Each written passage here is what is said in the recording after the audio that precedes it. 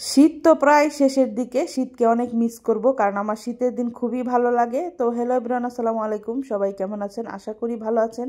আলহামদুলিল্লাহ আমিও ভালো আছি। আজকে কিন্তু শুক্রবার, জুম্মা মোবারক সবাইকে। তো সকাল সকালই একটা ছোট্ট ব্লগ ভিডিও নিয়ে আপনাদের মাঝে হাজির হয়ে গেলাম। রাত্রের অনেকগুলো ভাত ছিল, সেগুলোই আমি ভাজি করে নিচ্ছিলাম সকালে নাস্তা করার জন্য। সাথে ডিম ভেজে নিয়েছিলাম। তো মেয়ের জন্য শুধু ডিম পোস্ট করতেছিলাম কারণ ও মরিচ আর পেঁয়াজ দিয়ে ডিম ভাজি খেতে চায় না। তো এখন আমি মেয়ের জন্য ডিম পোস্টটা করে নাস্তা করে নেব। নাস্তা করে বেশ কিছুক্ষণ রেস্ট করে তারপর কিন্তু দুপুরে রান্নাবান্না করতে যাব। যেহেতু আজকে শুক্রবার, ভালো কিছু তো রান্না করতেই হবে। তো রাত্রেই আমি অনেকগুলো ডাল ভিজিয়ে রেখেছিলাম। তো ডালগুলো দেখা গেছে বেশি পরিমাণের হয়ে গেছে। আমি ডাল গোস রান্না করব আজকে। যদিও আমি এই রান্নাটা আজকে জীবনে ফার্স্ট করতেছি, কিন্তু খেতে কিন্তু দারুণ হয়েছিল, আগেই বলি নেই আর কি।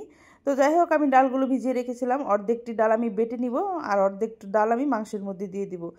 তো এখন একটা কড়াই নিয়ে নিলাম, বেশ কিছু পেঁয়াজ কুচি দিয়ে দিলাম। পেঁয়াজ কুচিগুলো আমি বেশি করে ভাজবো না, তার মধ্যে আমি সব ধরনের মাংস রান্না করার মশলা দিয়ে দিলাম। দিয়ে সুন্দর করে একটু পানি দিয়ে সুন্দর করে কষিয়ে নেব। এই ডাল গোস রান্নাটা আমি আসলে কারো কাছ থেকে দেখিও নি, কিন্তু আমার ছেলে যেন বারবার বলতেছিল আমার ডাল দিয়ে মাংস রান্না করো। আমি কখনো রান্নাও করিনি। আপনারা যদি রান্না করে থাকেন বা খেয়ে থাকেন অবশ্যই জানাবেন। তো আমি 1 কেজির পরিমাণের উপরে মাংস নিয়েছিলাম। সেই মাংসগুলো দিয়ে আমি কষিয়ে নিব। সুন্দর করে ধুয়ে পরিষ্কার করে রেখেছি।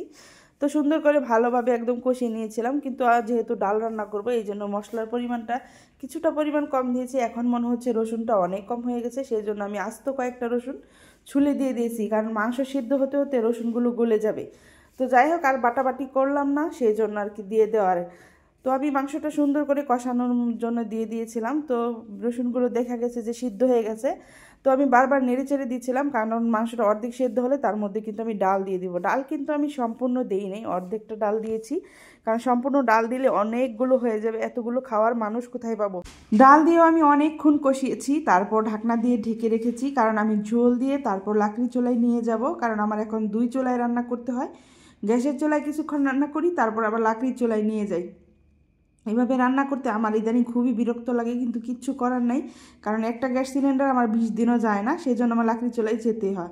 এই তো লাকড়ি চুলায় আমার মাংস ডাল দুটোই সিদ্ধ হয়ে গেছে। এখন আমি একটা টমেটো আর যে কয়েকটা লাউয়ের টুকরা রেখেছিলাম সেগুলো দিয়ে দিলাম।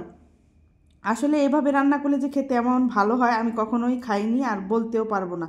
তো যাই হোক, আমার রান্নাটা কিন্তু হয়ে গেছে। এখন আমি উঠিয়ে নিয়ে এসেছি, এবং কি একটু ডিম আছে, আরও কিছুক্ষণ রেখে দিব। কয়েকটা কাঁচামরিচ দিয়ে দিলাম শুধু ফ্লেভারের জন্য। তো আমার রান্নাটা কিন্তু কমপ্লিট। একদম লবণ চেখে দেখেছি, খুব ভালো হয়েছিল রান্নাটা। তো রেখে দিলাম। আর পাশাপাশি আমি কিন্তু ডালগুলোও বেটে নিয়েছিলাম সেই ডাল বড়া করার জন্য, যেহেতু আমি অনেকগুলো ডাল ভিজিয়ে ফেলেছিলাম।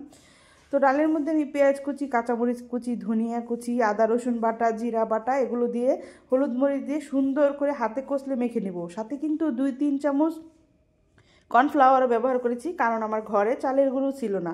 তো বেশ কিছুক্ষণ রেখে দিয়েছি যাতে একটু সফট হয় আর কি। তো বেশ কিছুক্ষণ পর দেখতেছি ভালোই আঠালো আঠালো হয়ে গেছে। এখন আমি একটা ফ্রাই প্যান গরম করে অনেক পরিমাণ তেল দিই না, অল্প পরিমাণ তেল দিয়ে আমি কিন্তু বড়াটা ভেজে নিয়েছিলাম। একদম লো হিটে আস্তে আস্তে ভাজতে হবে, কারণ এই বড়াটা মচমচা করে ভাজবো আর কি, যেহেতু কর্নফ্লাওয়ার দিয়েছি মচমচা হবে।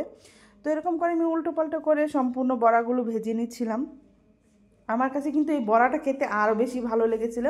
সবাই খুবই পছন্দ করেছে। আমার ছেলে মেয়ে দুইটা তো একদম কড়াই থেকে নিয়ে নিয়েই খাচ্ছিল। তো যাই হোক, আমার বড়াগুলো কিন্তু উল্টো পাল্টো করে আমি বারবার ভেজে দিচ্ছিলাম। আরেকটা কথা, এই যে শীত চলে যাচ্ছে আমি কিন্তু খুবই মিস করতেছি। এখন আরামে যেভাবে ঘুমানো যায় গরমের দিন কিন্তু সেটা করা যায় না। বিভিন্ন সবজি পাওয়া যায়, সেটাও পাওয়া যায় না। তো যাই হোক, শীতকে মিস করতেছি, কি আর করার। প্রতি বছরেতে একই, কয়েকদিনের জন্য শীত আসে আবার চলেও যায়। তো এই দেখেন আমার বড়া কিন্তু হয়েও গেছে। এখন আমি খেতে চলে যাব। দুপুর যেহেতু আজকে শুক্রবার, সবাই একসাথে বসেই খাবো। তো আমার প্লেটটা আমি সাজিয়ে নিয়েছি। আর বড়াটা এত টেস্ট হয়েছিল, আমি ভাত খাবার আগে কিন্তু বড়াটা আগে খেয়েছি, অনেকটা ক্রিস্পি ছিল। তো যাই হোক, ভিডিওটা যদি ভালো লাগে তাহলে অবশ্যই লাইক কমেন্ট শেয়ার করে পাশে থাকবেন। আল্লাহ হাফেজ।